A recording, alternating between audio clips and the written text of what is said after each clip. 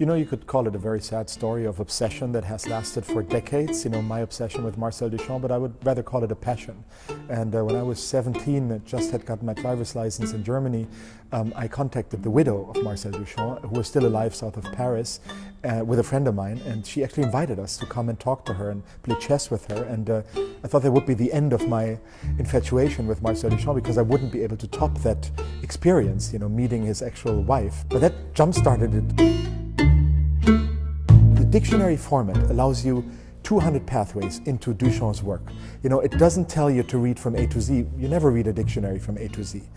And there's an approach with that book, and Duchamp is very complex. I didn't want to water down his thoughts with the dictionary format, but the dictionary format is open, and Duchamp's art is open, and it's not theory-laden, and it's not overwrought academic vocabulary. I'm not against academic scholarly writing, not at all. I mean, the book is based on 700 footnotes. You know, the book is based on facts, but the facts with Duchamp are very contradictory. You know, he says one thing, he says the other. So there is, the dictionary format allows, you know, for many different ways and many different thoughts leading to his work. Think of The Fountain of 1917, you know, a turned around urinal.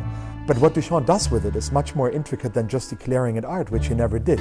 You know, he signed something, R. Mutt, which is not his real name. Richard Mutt. Does it mean that rich art is mud? You know, Mutt in German means mate, checkmate. Does chess come in that way?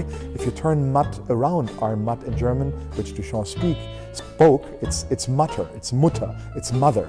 And when you look at the fountain and the shape turned around, it could be a womb, you know, it could stand for that as well. And Duchamp, as we know, famously became a woman, Rose c'est la vie, Eros, that's life, and dressed up as a woman, being photographed by Man Ray. That was his alter ego. So all of that comes into play with a simple object like the fountain.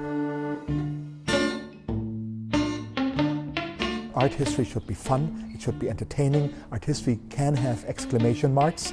You know, the humor that everybody talks about, that Duchamp was so humorous and so funny, always comes in as an afterthought in academic writing on Marcel Duchamp. You know, let's put humor at the beginning, let's be funny. You know, take the reader by the hand, make the reader discover things that he otherwise or she otherwise wouldn't have. Have those 200 pathways into Duchamp's mind like the dictionary does. And I think that is what art history can do.